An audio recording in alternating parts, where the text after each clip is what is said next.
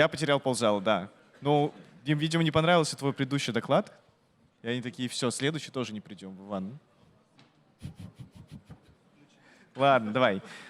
Друзья, всем привет. Мы сегодня Check, let's do it. Hello, guys. And today we are here to talk about bug bounty.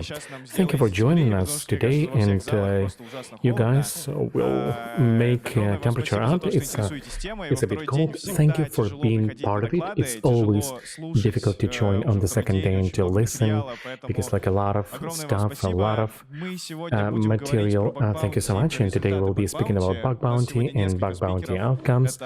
We have our panel. It's Vadim Benkin, you know him. Vladimir Benkin, the Ministry of Digital Development. Say it again. No, you've sent me the stuff, you've sent me the stuff. Dmitry Gadarov, the Vice President and Director of InfoSec. Yes, I did it. From Tinkoff. Ilya Safronov is also the head of the Department of Protection of Infrastructure from VK.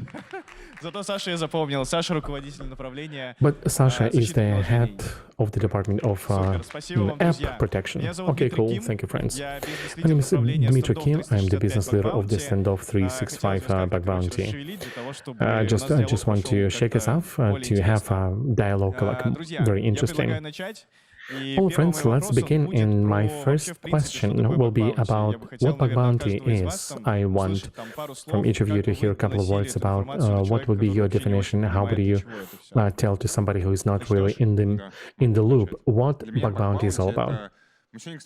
For me, yes, we've been discussing it today, and oftentimes bug bounty considered to be like a process piece, and as a matter of fact, I think it's like internal safety thresholds, which is integrated. It's difficult to consider it differently. It's a pen test is a project, and you're done with the project. It's not relevant on the next day after pen testers have done. But bug bounty is an ongoing process, and secondly, it has to be integrated in Security Operations Center into the infrastructure, into different processes like application security. I mean, if you found some kind of vulnerability while bug bounty, while development processes have been able to pass it through in internal scanners, what researcher inside was doing and why the SOC did not do it, why the researcher came inside. And this is why you sort of have a lot of processes. The bug bounty, it's better to understand as a TI, like a certain supplier of process information about this organization. And in this sense, it looks pretty cool. It's like a customized TI. Yeah. Bug bounty is a part of TI, and this is true. I'm a government official, so I should not speak too much, use too many English words. So the simple definition of bug bounty is a public search of vulnerabilities for remuneration. When I write it in my documents, it's like I'm gonna get a cringe. Yeah, it's a good story. When you do a public offer, basically without any limitations or with a few limitations, and anybody anybody can try to breach in, and you're looking for vulnerabilities. You give the right to find vulnerabilities, and then you pay money for it. I think it's the most efficient way to look for vulnerabilities for companies, for business. It's cheap, it's easy, and it's most effective. Is it always cheap? Well, compared to others, everybody's searching for vulnerabilities. It's the way to improve a huge number of processes of information security within. I mean, if a bug hunter has found something, no.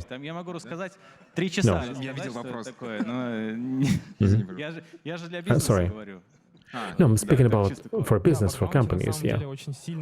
Yeah, actually, bug bounty is really like accelerating other processes like the safety processes and even those processes within IT. And bug bounty should be considered as an ongoing instrument and tool to develop processes within the company. That's cool. And hey, this tool is new or isn't new, but now it got more public attention. Why? In Russia, bug bounty happened since 2014 when companies like VK, they've launched their programs on the market. And I think now in Russia we have a new era of bug bounty and we have many more programs, and it looks like one of the booths was launching your own Russian-based platforms, which have shown that yes, business can launch their own programs. And it was also like enlightenment and education when you can tell people what bug bounty is all about and why it will be great for business. Can I please comment about bug bounty? When bug bounty first came on the market, it happened back in 2014, in 2009, in 90-something. Lift up your hand if you've launched a bug bounty in your process. Look at this, it's a VK, and yeah, I mean, look, we have 4 hands. You see, it's a space tourism. It has been around for quite a long time. Have you guys ever flown to the space? I mean, until bug bounty will become just a commonplace, and we'll begin the conference by speaking what bug bounty is about. How to explain this to me? Let's say we do not have bug bounty in our country, and if you have already begun, it's a good job. I mean, that's great. That's great. Yeah. Владимир, раз уж вы начали такую тему про то, что... Vladimir, you raised this subject. Okay, more and more companies, they have to come to that. And this market should develop, and this product should develop. Then how and why? How companies go to bug bounty, and how do they approach bug bounty? You've had your experience, and Dmitry, and also the guys had this experience. How do you do this strategically? Ну, я бы начал, конечно, с ребят, но раз с нас, то с нас. Я прекрасно понимал, что есть bug bounty. I knew that we have bug bounty. It's a very cool tool for every, limited money, limited effort. We can find a huge amount of different weaknesses or problems in public services, and this is just a great tool by itself. And again, we're just a public organization, so for 12 months we've been approving it with other executive branches and organizations. Why you should do this? Should we do this? Should we not? Is it a part of different, like a criminal code articles or not? And how do you launch it? And how do you do this? So it's not a relevant story. How can you understand that you're done? If you've done the pen test and you were able to fix your vulnerability within a month, if you've done it, I mean the good pen test, I mean the high quality pen test, it's not like, okay, we have not been broken into, but like, 4 vectors, if you were able to close all the holes and you've been able to remedy and fix up everything, and also to come to conclusions why your monitoring tools have passed it, not even to mention the development and how these vulnerabilities came about. If that happened, you are ready. You can launch it. Yeah, I think you guys have the biggest bug bounty program in terms of the scope and payments. How do you do this? How you came to the point that you are ready, and this is like a very strategic important thing. Well, our management would always pay attention to the information security, so we did not have to explain to them. I didn't have to sell this idea for a long time, and people were like happy when we can launch it. We did, наиболее защищены с нашей точки зрения, и потом постепенно раскрутили на все. and we kind of roll it out across the whole infrastructure. And I believe that what's important is for a business to understand that this is a must, and now business comes to grips with it more and more. You can simply explain that, hey, this is the cost and this is the outcomes that we get, and this is also the PR, and it's easier to sell it inside. Yes, we've had the same story, but our business, we've been preparing it for launching Bug Bounty.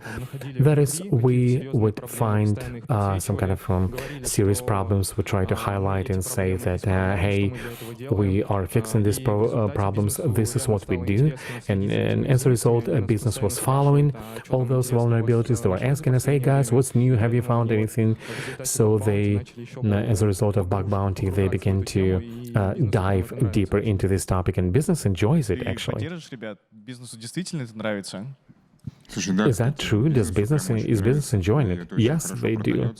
They do, and we can sell it. But we've learned about this a bit later because we've started the program first. And our path was a bit longer. We've tried a tool.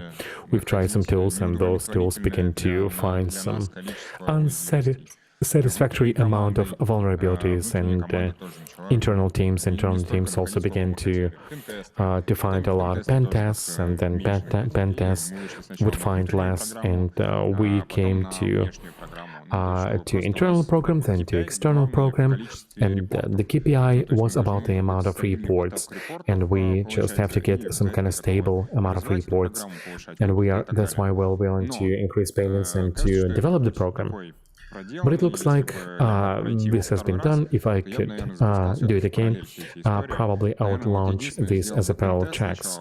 And I'll do first the pen test, as Volodya mentioned, just to do, not to have a pain in the ass, like not to duplicate all these vulnerabilities. But actually, we have an experience of launching Bug Bounty in one day. For one company, we had to do this, and this is different between the private company and public company. 1 year and 1 day. You know about this case. We've started this Bug Bounty program in 1 day, and nothing like that happened. Yeah, it's working. It's fine. Yes, for a while, it was a little bit tough, and we got 50 reports. 50. We've processed them for a bit longer, and now this wave sort of subsided, but again, the experience of making decision and launching programs in a couple of hours, we can do that. That's a cool experience indeed, yeah. In one day, that's awesome. I've heard from Ilya interesting statement that Bug Bounty is also like a PR tool. Vladimir, if you put off your phone, and we can talk about the outcomes, for you, this program that you've launched, has it become like a big PR project which enabled you to increase level of trust, or you've had something else? Can you please share your outcomes and results? Мне надо было прочитать вопросы заранее. Я тебе говорил об этом. I should have read the questions before, I've told you.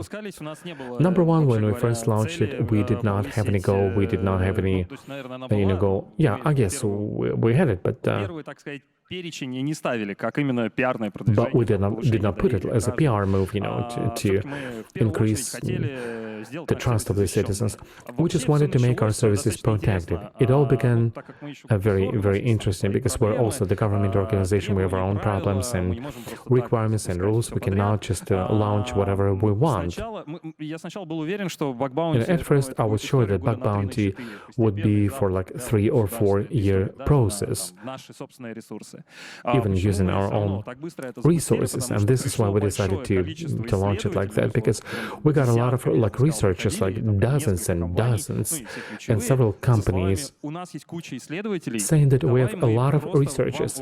Let us just after the February 24, and they do not care. We want. we want to help our government.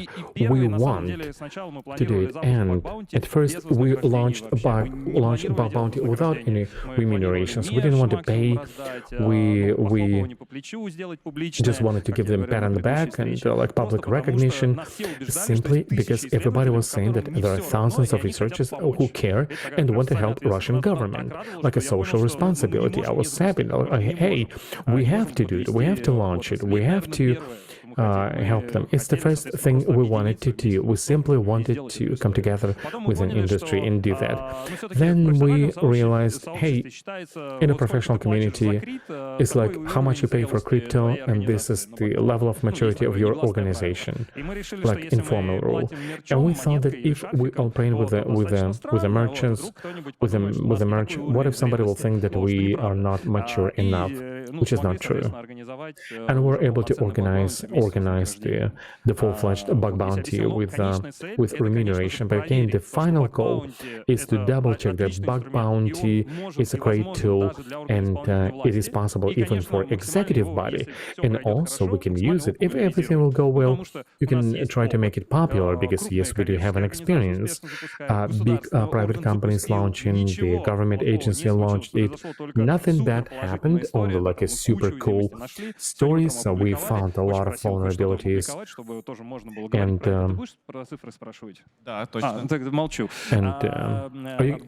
do you want to ask about some numbers? Okay, and then we can say, hey, we have some positive experience, and there is no excuse of why they didn't launch it. Yeah. Вы прям готовы уже про результат рассказывать, потому что я почему тебя спрашиваю, когда изначально обсуждался вопрос баг-баунти. Why am I asking? Because when we speak about bug bounty in the one of the points we were discussing in bug bounty and interference. So one of the points was and for public organizations, so they will use it to see how it's going. So and it's not so terrible. And well, first of all, you're a regulator. Don't forget about it. And of course, we as a regulator, when we're trying something on ourselves and we see how it's going to impact the industry and how to regulate it. We're not talking about mandatory regulation.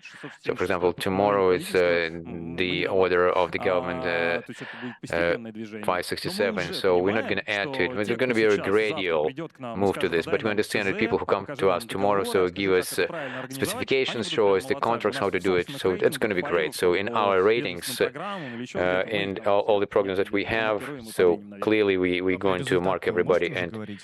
But can you talk about the result already? Well, we can talk about the result. Could you tell us about the result, about the numbers, what you have? Well, the result, we launched on 2 commercial venues. So it's not that we did that, we did it through commercial vendors, bug bounties, to see how this mechanism works in the market. That's why we didn't publish it on our website. So the next requirement was that we had a Bison and positive on both windows. So we thought that there are going to be a lot of problems with doubling, duplicating, and the same hacker would be doing two things on the 2 modules. And so I would thank researchers here. And more or less the same number of vulnerabilities were given to us on both venues, and they're different because there were different researchers and different groups. We're using different venues for that. So we'll have to widen the term white hats, because first what I noticed, the hacker in our community, it's okay word. We know that's a researcher. There is a white one and black one, different hats. But in mass media, hacker, it's always a negative connotation. So in all of us, PR comes to us, and let's just kind of write it somehow differently. So when we write, and the researcher in the area of computer technologies and all that. Yes, white hatters, you may call them like that, right? Да, So хорошо. like white mushrooms or something like that. Okay, let me think about it. Значит, у нас, я вот не знаю, это было публично, не публично, в общем, больше 30. So I don't know if it was public or not public. There were 36 vulnerabilities we found, and there were lots of reports and lots of Мы были уверены в защищенности госуслуг. duplications. We were sure about the Gosuslugi website well protected, because a big cyber company, big company would do research on vulnerabilities in our company. So we're very, very sure about what going on with our researchers. И мы, соответственно, спасибо коллегам, кто у нас там отвечает за мониторинг. Они ночами сидели, и мало того, они Found stuff, and some people who were responsible for monitoring and so they saw how vulnerabilities work and why the protection mechanisms didn't work. And also, every time they had to look at it retrospectively and see so that the vulnerability before was not exploited at all. So it's very hard and difficult work. And we have the data of our people, our citizens, and we're responsible to them. It's very hard work to keep them protected. I think there were like 8,000 researchers on both venues, and there were about 30 vulnerabilities. And the maximum payment was 350,000 rubles. But in fact, it's not a big money. And of course, we will see how to go on with this story, how to scale it. Because if we compare it with all other works on pen tests and audits, and that's just really nothing. It's really like little money. About being skeptical, you said you were very sure on the side of the hackers, and as soon as you started talking about, so you started the bug bounty, and were quite skeptical about it. They said, so there were going to be a lot of loopholes, and people stopped being skeptical when you got to the bug bounty in our chats. So we saw how quickly this opinion is changing, that the service is actually very well protected. And people in Gosuslugi, they did quite a great work in this service. So that's why thank you very much that you've done it. Okay, great, hooray. Все-таки наши данные там есть, поэтому So классно. you keep our data, and it's really great that you've done it. You've done this work. About these two venues, so you said you did it in two venues. So as far as I know, Tinkoff was also doing it on two venues, and some other doing two venues. Right? We actually on all venues in Russia. So Слушай, I think there are 4 of them. как-то меняет. Ну, то есть я просто что вижу? Я вижу, что So what I как бы see, со всех сторон начнут там прилетать отчеты. Это прям классно. so what I потому see что, that you're возможно, going to есть get these пересекающиеся аудитории. reports А from all кроме over the этого, place. есть еще And какой-то просто but доступ, besides не that, знаю, нескольких do you have платформ, any и стоит ли оно вообще того? benefit that you're doing it on several platforms? Well, first of all, we're helping the industry. That's one thing. And secondly, it's we have quite good benefit for us, and the KPI and effectiveness, and the audience is not always the same on those different venues and on different platforms. So we are using as many ways as possible how we can detect bugs. I absolutely agree with you. Any ways are good. So write me a personal message. So we actually have that 3 venues in Russia. There are many other things, and so the main goal is to engage as many hackers as possible. And when HackerOne left, it was great pain for back hunters. It also was because it's Russian Federation, and people have to have to get the money here in Russia. It's also pain that we didn't decide how to resolve yet, and there are several companies that more or less know. And it's very difficult to resolve it within the legal framework we have. But, you do your work, right? Yes, we do. There's another question. So you were saying about employees. And if you look at the market, so there are not so many researchers in Russia. And clearly some of them, they work with vendors, with clients, so they're somewhere in the market. In your companies, I'm sure there are guys who are bug hunting. So do you prohibit them from doing it in your company? So do you? No, it's very you can't really prohibit anything. So bug hunters and the researchers, especially if they're part of the team, they have to have quite a broad view on things.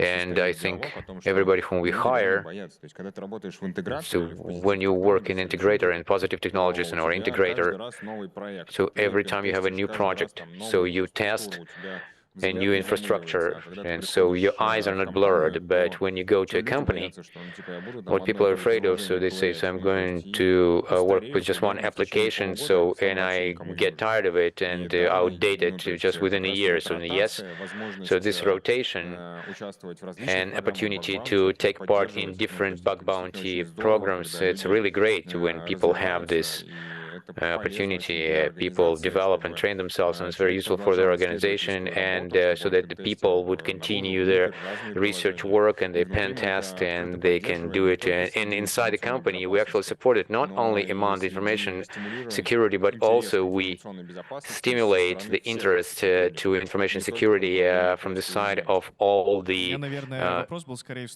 employees. But my question was to the point that you have your own program, and you don't let people, so yes, I think they should pen test other people, not only ours. Yeah. So how it works with you. So we also don't prohibit anything. Besides, we have kind of internal incentives, like internal portal. So our employee could detect a bug and give it. So and we will pay for it. So we always welcome this stuff. Let me be a moderator for a second, and then and by the way, happy birthday again. And I have a question. So where else you can get this round of applause? My question is to my colleagues, because I constantly have to explain to different executive agencies. So how you explain it? So what do you do so that they wouldn't abuse their authority? So the programmer may install some vulnerability in this, and then they find this vulnerability. How do you mitigate this risk that the employees themselves, they may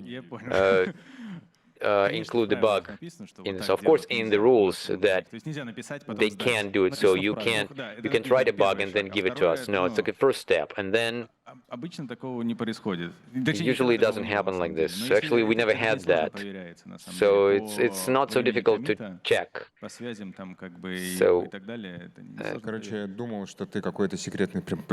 So I was thinking that you were going to give us some secret, and I was really listening to this, but but your answer.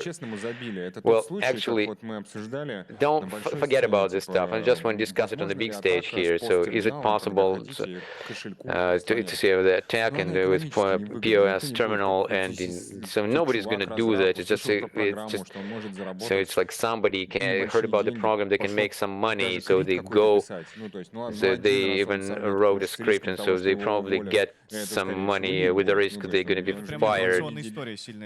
So they're not that dumb, right? Thank you.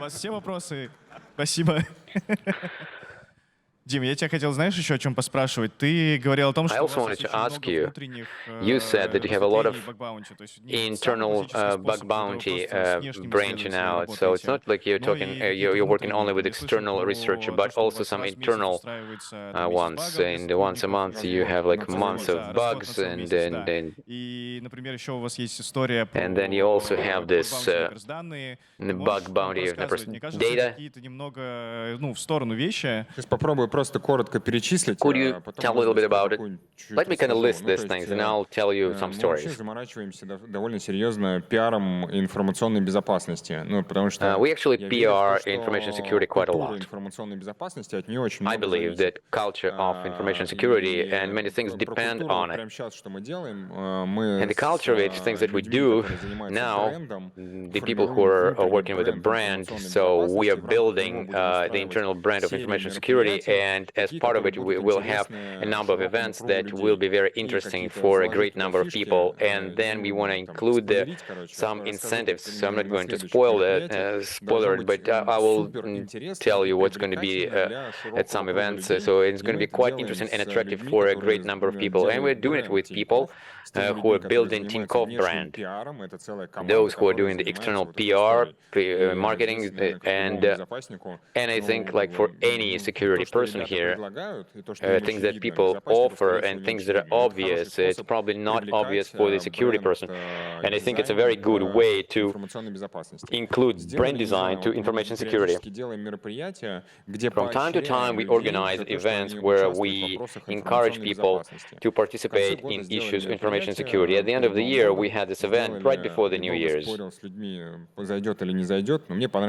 And I argued with people quite a while that if it's going to be good or not. So on the hoodie, we had this set, security technical advisors, this is what it said. And so, and we're like fighting against cyber criminals, and we gave this to people and said, what kind of sect is this when people are wearing those hoodies? And so, from the point of view of having bug bounty inside the company, so it's months of bugs. When you have the whole months, you can find a bug in a product, and you can get a notebook or like a vacuum cleaner or something like that. It's just a separate event that we announce, and people take part in it and get awards once a month. Once a year, sorry. Then the CTF, then you can actually win. We actually hired an external company that was organizing the CTF for the employees, and it was a whole event dedicated to this. And we have an internal bug bounty program, and we teach people how to do it. Those developers who come to us, they do offline. It's not like this online with so we do invite interesting speakers offline, and so regularly we have like 60 events a year training developers, and then we send them diaries of hackers and a very good interesting thing to read this diary of hackers, what vulnerabilities they have and how they cover certain vulnerabilities, how they recover. And people go there and look at them, and they look for bugs, and they understand how to do it. We introduce this. So if there are architects, and if they allow for a vulnerability, there will be sanctions, so we'll be fined. So this somehow we can intensifies them if they did something bad, and they allow it for the vulnerability in the top 10 vulnerability. So that's stupid. But the great thing is, the really cool thing that you can do, this is data pitched bounty. This is the program that looks for vulnerabilities in the data. So, for example, if the process is using more data than it needs, or somebody noticed like a published piece of data on some internal community site, and so people tell us, and for certain points, they get awards, and then they bring bugs that have to do with the internal infrastructure. So quite interesting bugs. For example, how to turn off DLP on the Macintosh, on Apple, through the settings. And so somebody looked at it, and so and we sent it to the company that produces DLP for Apple computers. So that it's not only data breach, and it's not only the vulnerability of data. So they bring quite interesting things like that. And something they do in 1S, and people start seeing something more there, and people come in the small points, and for us it's a great thing. And first of all, people do information security, they don't quite understand what information security is and what they need, why it needed, and they begin to think critically. But the main thing is that we get some real vulnerabilities that you can go and correct. So different areas work quite well from the point of view of development interest of people to information security. It's really great, and let's give him a hand. And it's really great, a unique use of bug bounty. It seems like everything starts with bug bounty, but look at what big of a process it grew into. So it's really great. Ilya, do you have similar stories to share? Do you kind of turn Bug Bounty and use it inside the company? Yes, as Dmitry said, yes, they bring us bugs and some secrets, and they find some data.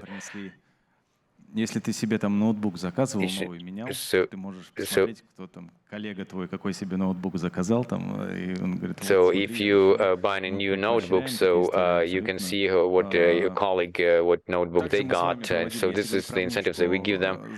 And also, you had PhD Day, the first stand of hacks. We had this end.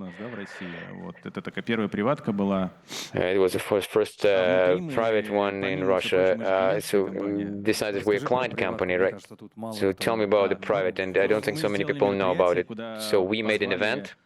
наиболее активных хакеров с площадки. And we brought the most active hackers from that festival, and we opened a scope for them where we didn't publish this scope, and they were looking for bugs in this for a whole week. They were looking for that for those bugs. So they were working just. Мы им дали, нет, мы им дали скопы. We gave them scopes, so we created for all of them accounts, so they had to log in, and we told them everything openly, so we were in constant touch with them. So, did you give them the initials? No, we didn't give them the initial code, no. We have a lot of users, and we also work in that area too, and we have PR stories, and we tell stories about passwords, and among users we're also trying to pass the culture of what we do, and I think we already introduced passkey and our products, and we're trying to move it to that direction, and we have and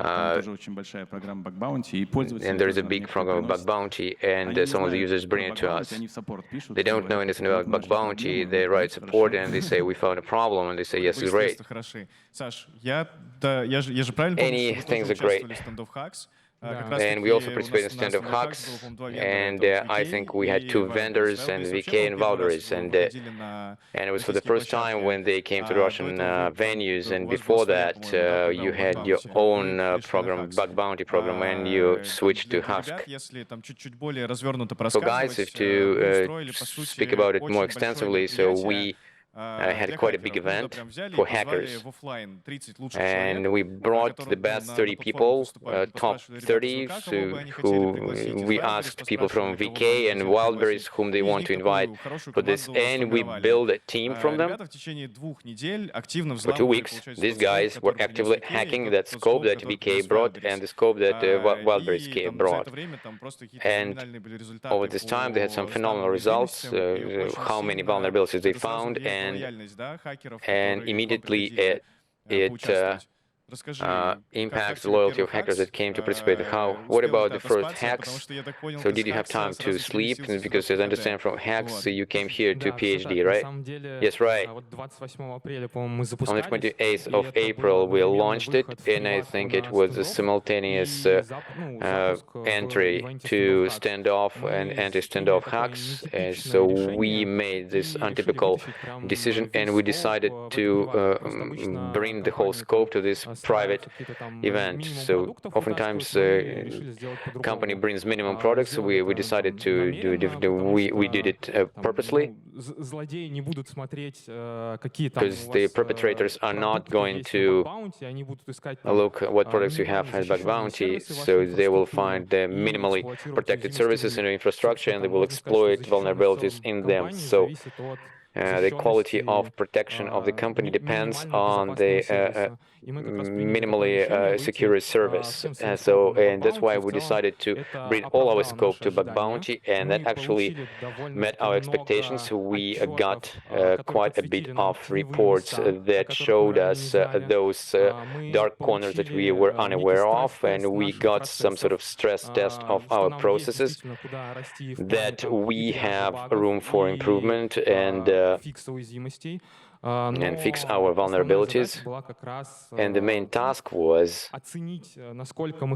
to evaluate how well we work with those vulnerabilities and to shed light on infrastructure, the places that we don't know. And the results we got were quite great. There was very high activity, and many researchers that they participated not for money. For them, it was just fun to take part in this.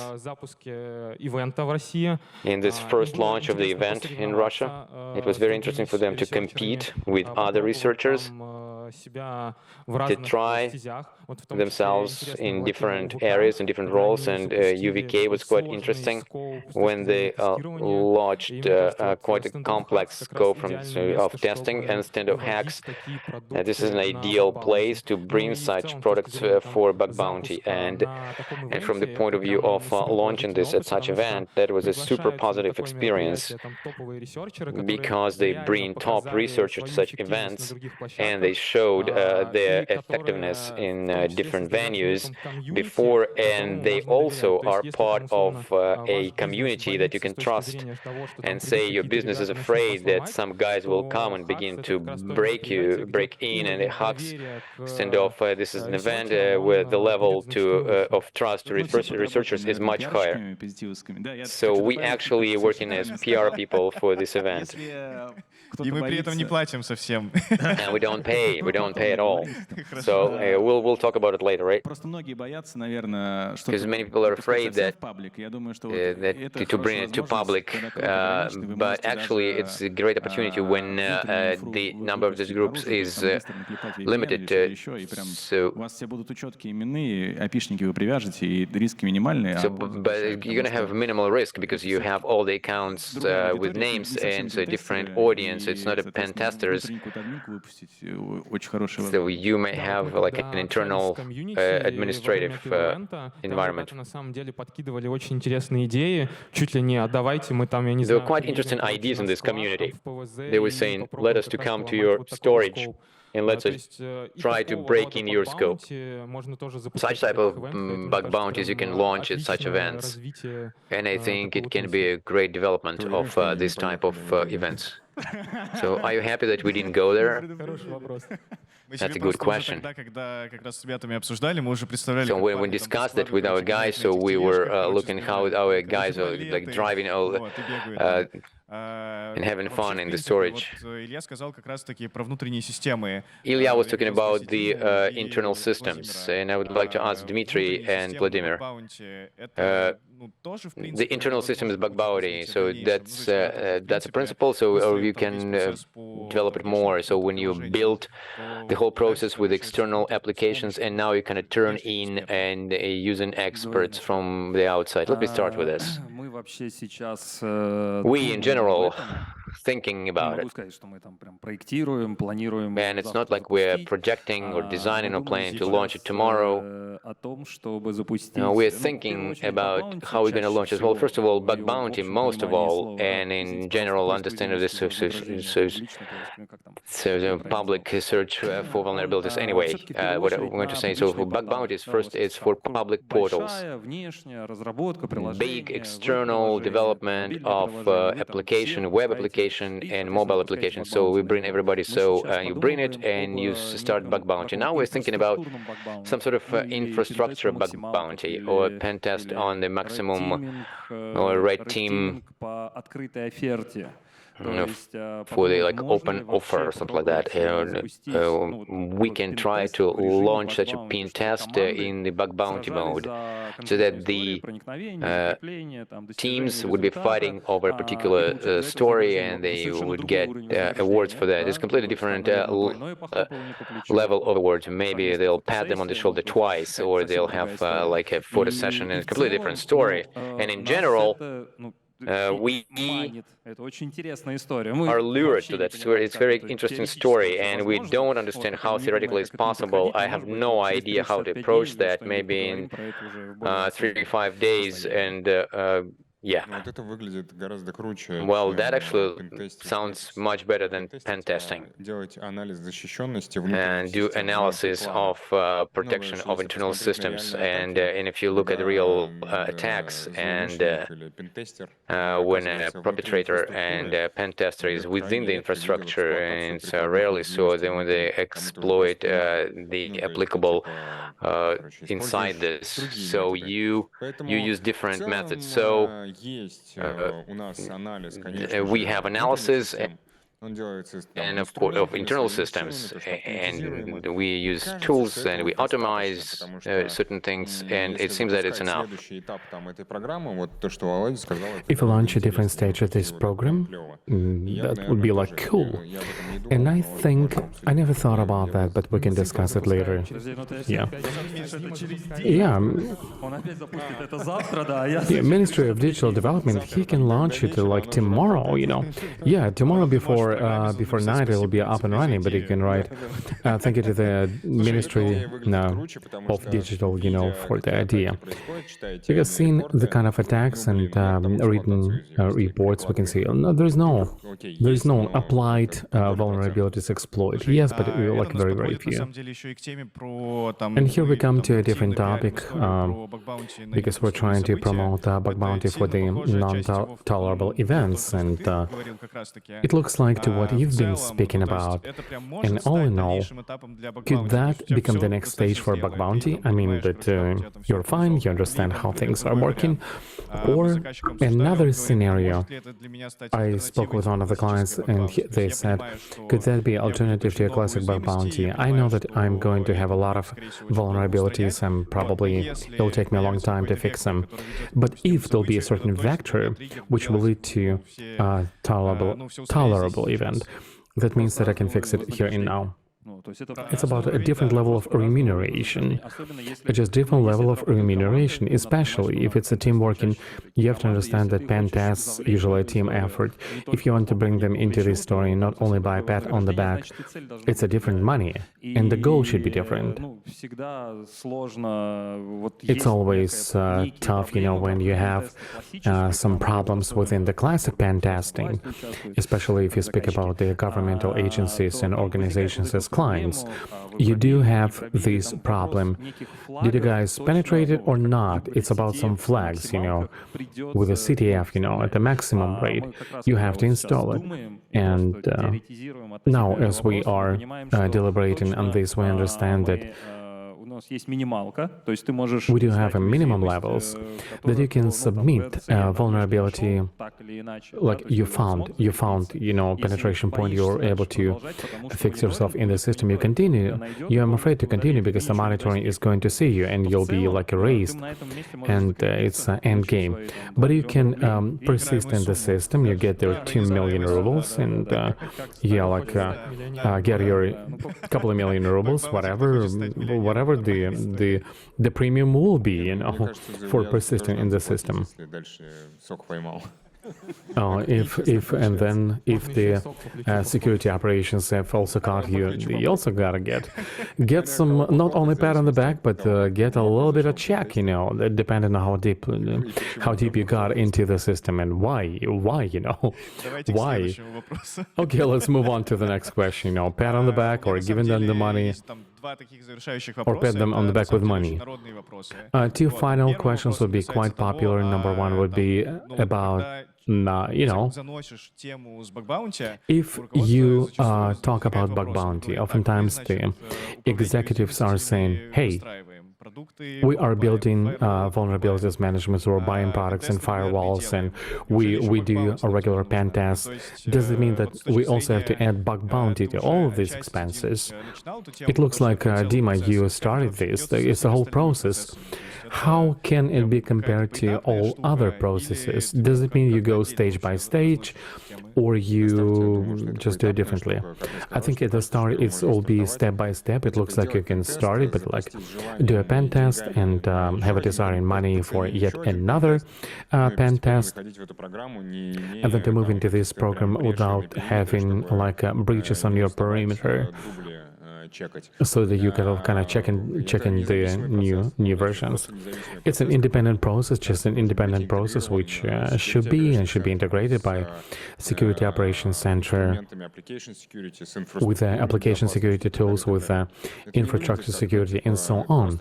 It does not look like, it's simply an independent process, which is attributable to other questions. It's like, do we need deceptions in your perimeters? Well, maybe it would be easier to deal without them, but I think it's like an independent frontier, and you have to have it. It should be a part of your basic process for your information security. Moreover, you're paying for outcome, not for the process. Pen test process with an unclear result. You have a result, you have the money paid.